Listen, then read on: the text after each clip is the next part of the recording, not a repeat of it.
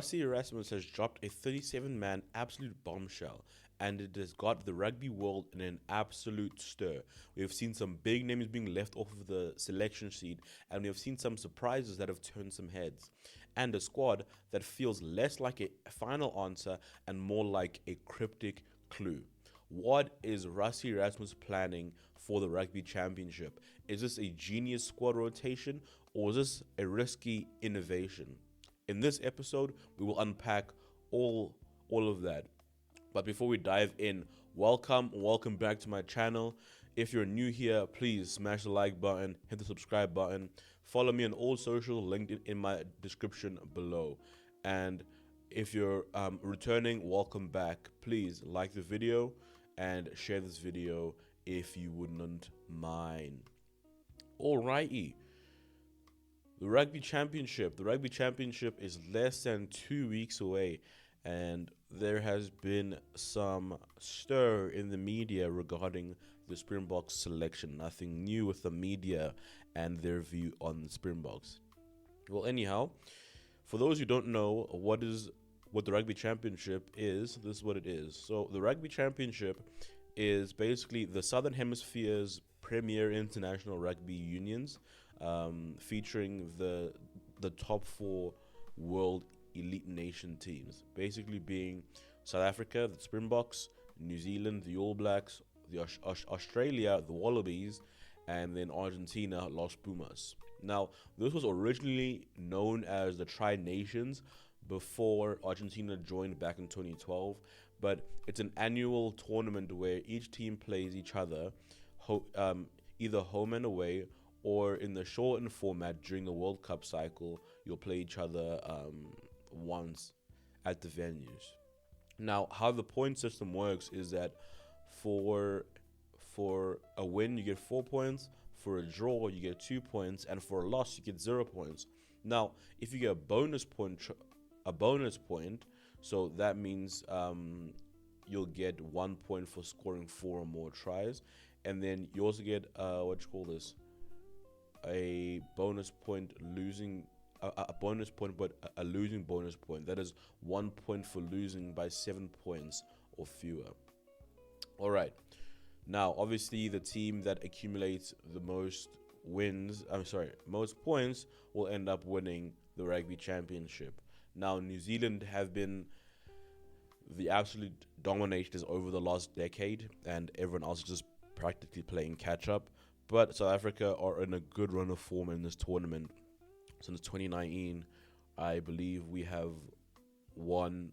2019 we won. 2022, I believe, was when after COVID we won as well, and then obviously we've won the last couple. Now they've come in a bit cagey wins over New Zealand.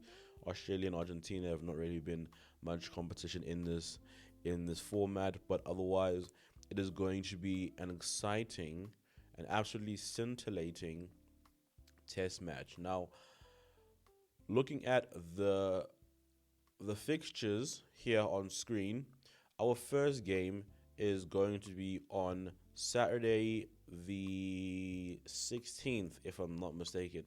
The 16th of August at 5:10 p.m. Now, people, get the braai vleis ready, get the vibes going, get the cooler boxes out, get the ice out. This is going to be a great test match versus Australia. This is going to be the first test at Emirates Airline Park in Johannesburg, and it's set to be a interesting matchup considering how Australia has been playing recently. Now, to go into the squad, this 37-man squad that has turned some heads of late. Now, starting off with the forwards, and I will have all of their pictures up on screen so that you guys can see who I'm talking about. At the first forward that was named in the squad is Luke Diaga, I beg your pardon, Peter Steph du Toit, Jean-Luc Dupré, and Eben Etzebeth. Now, Luke Diaga, seasoned veteran in this team now, has been in the squad since, 2014, if I'm not mistaken, 2015. Peter Steph du Toit, two-time Player of the Year award-winning forward. Then you have Jean-Luc Dupre, who has kind of made a comeback regarding his position in the Springbok jersey. If you remember back in the dark days of South African rugby between, I'd say, 2015 and 2017, before Rassie Erasmus took over as the head coach, Jean-Luc Dupre was in and amongst the selection of teams, but for a while just could not maintain level, either due to just inconsistency of play or just him not being fit enough to play for the Boks. Then obviously we have Eben Etzebeth, which is just again bringing a wealth of experience. Even though some might argue that Eben didn't really play well over these last 4 games versus the Barbarians, and then the 2 Italy tests, and then obviously the test against Georgia. But Eben is kind of one of those players that once they turn on, he's on, and then he's just absolutely world class. Now, moving on, we have Vincent Koch, we have Siya Kolisi, Volkolo, and Malcolm Marx. Again, nothing really and truly to scream about there. Good to see Siya back into the squad. Now, moving on, then we have Bongi Bonambi, Franco Mostert, Oxenche, then Ruan Norkia. Ruan Norkia played absolutely fantastic rugby in the three or four tests that he started over this incoming series, the last couple of weeks of rugby. He played a really, really solid brand of rugby, and it seems like that he's got the backing of Rassie and the rest of the coaching staff, so I'm excited to see that. Bongi Bonambi is an interesting one. He didn't necessarily play well over the incoming series. Yeah, I think he just needs to get back into the rhythm of playing for the Boks. He did come back from injury, so I give him the benefit of the doubt. But again, Bongi's again one of those players who's able to just turn it on a switch and be able to perform at an extremely high level. Now then, we have Asanati Kabakanye, we have Kwagga Smith, Archie Snyman, and then Marnus van der Merwe. Asanati, really happy to see him in the squad. I think the games that he played, he put in a positive impact on the game. Then Archie Snyman, who is just one of the best players coming off of the bench of all time. Like, it's not for South Africa anyway. He's just not comparable to anyone. He just brings an injection of energy that is just second to none. He's absolutely phenomenal. Now, then Marnus van der Merwe, also really good game against Georgia, and has done enough, I guess, to warrant him being a part of this 37-man traveling squad that is going to be playing in the Rugby Championship. Then moving further on, the last 4 forwards is going to be Marco van Staden, Bowen Venter, Jan-Hendrik Wessels, and then Kobus Wiese. Now, Marco van Staden played really well in the place of Siya Kolisi over this incoming series. Really put up his hand in some games. Really was a stand-up performer, really, in that first Italy test where it was a bit cagey. Then Bowen Venter, really good game against Georgia a couple weeks back. Jan-Hendrik Wessels, he's kind of the young buck amongst the forwards, him and Asanati. And then Kobus Wiese, the brother of Jasper Wiese, brings up the last forward, the 20th forward in this 37-man squad. And I don't actually know where he's going to play. Because you have Jean-Luc Dupre, who can play the positions of flank and eighth man, and Kobus Wiese can do the same. So it's going to be interesting to see. It's going to be interesting to see who out of them actually starts at 8. Because if you have a keen eye or ear, depending on how you're listening to this podcast, if you have a keen observation, you'll notice that we do not have a specialist 8th man that is going to be a part of the squad at this point in time. There is not a single specialist 8th man. That is because obviously Jasper Wiese against Italy got a red card and has to serve a ban. So I don't think Jasper is even going to see games against New Zealand, if I'm not mistaken. I think the only possibility of Jasper Wiese playing is going to be in the tests against Argentina. But he for sure will not play the two tests against Australia. He will not play in New Zealand, Eden Park on the 6th of September. I don't think he'll play there, nor do I think he'll play in Wellington. But I don't know. It'll be interesting. The only possibility I see Wiese playing is going to be back in Durban against Argentina, and then in Twickenham, which is quite a peculiar stadium for us to be holding this. Yeah, that's weird. Anyway, Twickenham versus Argentina. So either the 27th of September or the 4th of October is where I see Jasper Wiese playing. Otherwise, yeah, he's essentially left us in a position where we do not have a specialist number 8 in the squad. And it's going to be very interesting to see how the coaching staff manage the rotation between Cobus Wiese and Jean-Luc Dupré, who Jean-Luc Dupré in his early career, that rhymed, lol. In his early career, Jean-Luc Dupré, he played flank, and then he also played 8 at some point, if I'm not mistaken. Back when he played for the junior Springboks, he did play at 8 for a stint. Or maybe that was his brother, his twin brother. Maybe I'm confusing them, but if I'm not mistaken, I've seen Jean-Luc Dupré play both at the flank and at number 8. And obviously, Cobus Wiese, in the game against Italy, we saw him come off of the bench and play in the flank position. And then against Georgia, we saw that Rassie gave him a start at 8. So it's going to be very interesting to see what that rotation looks like. Now, moving on to the backs, in the first set of backs, we have Kurtley Arendse, Damien Delende, we have Andre Esterhuizen, and then we have Apalele Fassi. Now, Kurtley Arendse is number 1 or number 2 winger in the world right now, and in my opinion, he is the top 5. He's in the top 5 of South Africa's all-time wingers. Now, I had an argument with my mate about this actually on Sunday, and I said that this is my top 5 when it comes to South African wingers of all time. You have Brian Abana at 1. He was the pioneer. He is the reason why you have the Kurtley Arendses and the what you call this Cheslin Colbys of the world. So Brian Abana at 1. At 2, I have Cheslin Colby.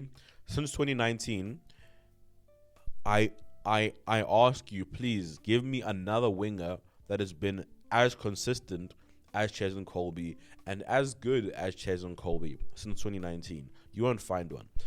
Near enough, for the last 8 years, Cheslin Colby has been the best winger in world rugby, and there's no debate about it. At 3, I have JP Peterson. Now, if you know about rugby, you know about JP Peterson. JP Peterson is one of the most class rugby players that you will find. He's one of my he was growing up, he was one of my favorite backline players to watch, just because of how well he played the game and how well he read the game. And then I have at 4 I have Chester Williams. Chester Williams was a pioneer when it comes to South African rugby for players of color. And then also he was a part of the 1995 World Cup winning squad, which was absolutely phenomenal for everything that World Cup meant to South Africa. And then 5, I have to give it to Kurtley Arendse. Maybe I'm forgetting a name. I mean, we've had a lot of wingers in South Africa that have been really solid, but for me, Kurtley Arendse is the 5th best winger of all time. Now, moving on to the next set of backline players, we have Sasha Feinberg and Ngomezulu, we have Ethan Hooker, then we have Jesse Creel, and then Cheslin Colby. Sasha Feinberg and Ngomezulu, really happy to see him in the squad. I don't think there was going to be any scratching of heads why he's in here. Didn't play too well against Georgia, but nonetheless, I think he kind of needed that performance, kind of a chip on his shoulder, making him need to work harder to be able to compete for the 10 jersey. Because right now, the 10 jersey for me is sitting with Manny Lebok. I'd say Sasha is right now the third choice fly half. I think Andre Pollard is ahead of Sasha Feinberg and Gomezulu, but at the moment, the person I believe who the coaching staff has faith in is in terms of starting is, well, all three of them, but right now, if we're gonna rank them, I'd say it goes Manny Lebok, Andre Pollard, and then Sasha Feinberg and Gomezulu. Now, the differences between those three are minuscule. Sasha could go on a 2-game, 3-game absolute tear and then make the coaching staff scratch their heads and be like, sure, is Manny really the number one, fly half? Or, I don't see Andre Pollard, in my opinion. I don't see Andre Pollard kind of being the number one choice fly half anymore going forward. I believe it's going to tinker between Manny Lebok and Sasha Feinberg and Gomezulu. Just because of their age, how they play the game. James Brown, our attack coach, you can see when we play with Sasha and with Manny, you see, obviously 2 different game plans, but you see very similar styles in the sense of very attacking, very, very, very eager to play with ball in hand and to kick for territory, but to kick contestable kicks where we're able to chase and cause issues for the opponent team when it comes to the high ball, because we have a lot of high ball specialists in our squad. Now, moving on, we have Willie Leroux, Manny Lebok, Kanan Moody. Willie Leroux, Manny Lebok, Kanan Moody, and then Andre Pollard. Now, very happy to see Kanan Moody in the squad. Had an absolute amazing 2 tests that he started against Italy and Georgia. Played super well, showed great strength, great speed, great power to get his 2 tries. And defensively, he's also an absolute monster. He really does give JC Creel a run for his money there in the midfield. Now, moving on to our final set of backs, we have Kobus Reinach, Adolf van der Merwe, Morne van der Berg, then we have Grant Williams, and then we have Damian Willemse. Morne van der Berg, otherwise known as Grappies, good to see him back in the squad. Then Adolf van der Merwe, who in the last 3 tests that he's started has scored 5 tries. So I don't know what it is, but South Africa, when it comes to producing wingers, it's almost like we just put a scrum cap on you and now you just become a world-class winger. But Adolf van der Merwe, really good to see him in this squad. Well, guys, that is your 37-man squad going into the Rugby Championship. Now, before we close off, I would like to give what I believe is going to be the starting 23 against Australia. That first game at the Emirates Park. Now, this game is going to be at altitude, and we know altitude, when it comes to teams who don't play with altitude, they do struggle when it comes to the latter end of the game. So that is kind of what my selection is based off of. I've gone strong. I will say I have gone strong just because I believe that this Australia team isn't necessarily a team that can be looked down upon. They played really well in the second test against the Lions last week. Kind of unfortunate of them not to win, but I think that's due to them having lapses of judgment and kind of being scared of the moment, really. Because it was a huge contrast from their first game against the Lions, and then how they played on Saturday last week was absolutely phenomenal. Was absolutely that is the rugby that Joe Schmidt, their head coach, has been trying to get them to play for the absolute longest time. Now, let me get stuck into this my prediction for the 23 going into the game against Australia. First, Ox in chair. At hooker, I'd have Malcolm Marx, and then to finish off the front row, I'd have Wilco Low. We need to have scrum dominance, and for me, this pack has proven over the last 4 test matches that this is the starting pack that needs to be on the field against Australia at the Emirates Park. Now, moving on to the rest of the pack, you have Ibn Etzebeth and Ruan Norkia as a lock pairing. I think this has shown to be the strongest lock pairing so far. Ruan Norkia, him having a man of the match performance against Italy, and then also putting up his hand in the various test matches that he has already started. Then you have Sia Khaleesi and Peter Steph du Toit, who are the flank pairing. I think Sia will be the captain. I think I'll want him to be the captain anyway. And then Peter Steph du Toit, again, just a really solid player, really world-class player. Then you have at 8, like I've said before, I want to see Jean-Luc Dupré playing in the 8. That is nothing against Kobus Visa, but I would like to see Jean-Luc Dupré play at 8, especially in this game against Australia. Now, moving on to the back line. At 9, I would love to see Grant Williams. At 10, Mani Lebok. That was an absolute electric pairing that we saw in that game against Italy. That second game against Italy at the Nelson Mandela Bay Stadium in Gqeberha. That pairing between the two of them was absolutely elite. It was punchy, it had energy, it had innovation, and it had absolutely playing with no inhibition, no fear. So I would love to see that happen again. Moving on to the midfield, we have Damien Dalendi and Jesse Creel.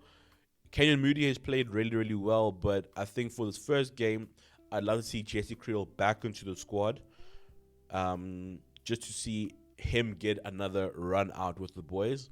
And then obviously Damien Dalendi, just Mr. Consistent, just absolutely vital for us in the midfield.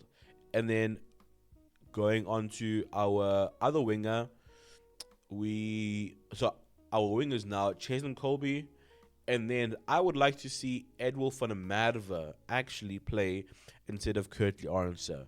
Not for any reason besides the fact that I think looking at the games that have been played so far, Kurtley Arendse has played really well, but I want to see him have a rest this game.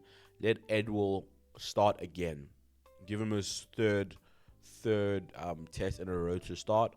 KLA, Kurtley Arendse, has started, I think, out of the 4 games that were played, I think Kurtley Arendse has started 2 or 3 out of the 4 games. So let's give Kurtley Arendse a rest.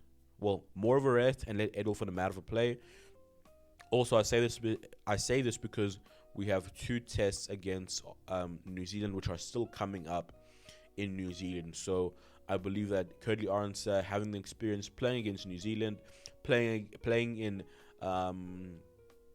knockout style rugby test matches, I think it will be good for him to be rested this week. Maybe you play him in the next game against Australia, and then you play him in the 2 tests in New Zealand. Now then, finishing off our starting 15, you have Apalele Fassi at 15. I want to see Fassi. I believe Fassi is the number 1 15 for us at this point in time. And why I say this is that I've heard Rassie Erasmus repeatedly in the media come out and speak about how much he backs Fassi. Now, that's not to say that he doesn't back Damien Willemse. I'm just pointing out that I believe that at this point in time, Fassi has the belief and the backing more so than Damien Willemse. Now, obviously, we have Villy in and amongst this mix, but I see Villy kind of playing more in the games against New Zealand and Argentina. Especially in the game against New Zealand, where even though people might say things about Villy in terms of his quality of play, it is no secret that Villy knows how to close a game. He has experience in those tight games where it's a bit of a squeaky bum time kind of situation. So it'll be good to see Villy in those games. Now, moving on to the bench. In the bench, I've gone for a 5-3 split. So 5 forwards, 3 backline players. And I've gone for Marinus van der Merwe instead of Bongi Bonambi. Why is because I don't think Bongi played well over the incoming series.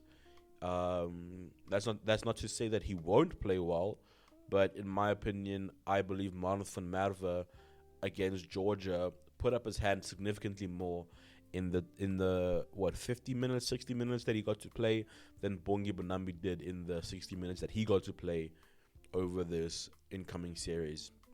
Then I have Bon Venter, who can come on and replace Oxenche. Then I have Asanati Inkabakanye, who can come off the bench and scrum in the tight head position for Vilcolo. Vilcolo.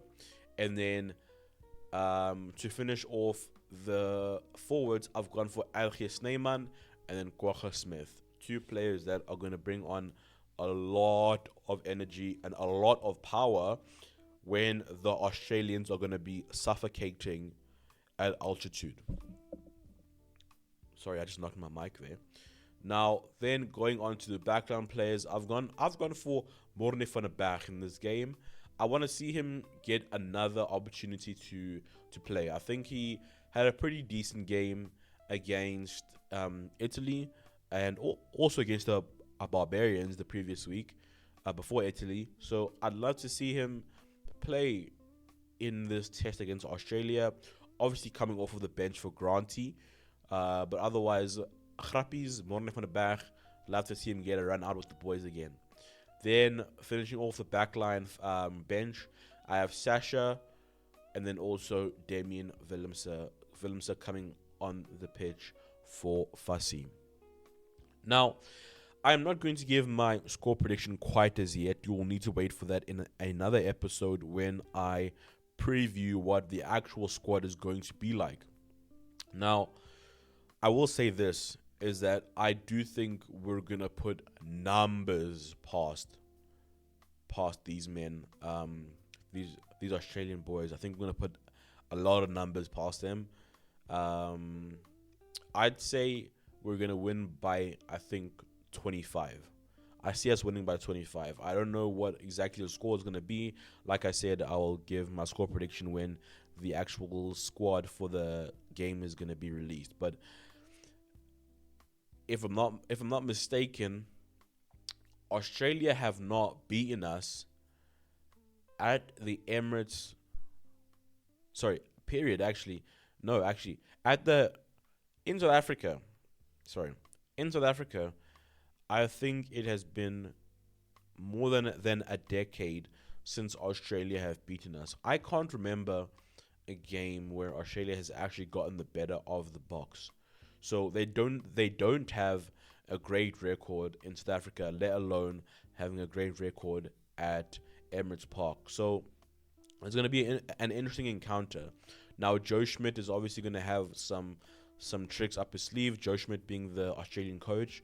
And over the weekend was able to see some players coming back into the squad that have been on injury, notably some like Valentini, who was really key in terms of bringing the physicality to the Lions players. But I don't think just Valentini and these other blokes who are going to be coming back from injury are going to be enough, honestly.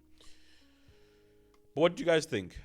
Do you guys think that the Springboks are going to be able to retain the Rugby Championship? Do you believe that we are going to be able to put a good enough performance against Australia to give us a good cushion going into the tests against New Zealand. What do you think about the squad selection? Do you believe that it's fair? Do you believe that some players have been hard done by? For example, we don't see players like Faf de Klerk or Vincent Chituka or players like Makazole Mapimpi. What do you guys think? Do you think that there's certain players who warrant a selection more than others? I don't know. You let me know. But all I know is that Rassie Erasmus is planning something absolutely crazy. Maybe we might see more innovation. Maybe we might see more infield lineouts, or maybe we'll see how Rassie might be able to manipulate the rules and be still within the spirit of the game, as our Kiwi pundits love to say. But anyway, thank you guys for listening to another episode of the podcast. I am really trying to make these podcasts a little bit shorter as I've gotten feedback from people. So let me know, do you guys like this half an hour length? Do you want shorter, longer? You guys let me know. But until next time, please like and subscribe. Please share this podcast in where you can. I'd really appreciate it. And until next time, this has been another episode of Ratang Does Sports.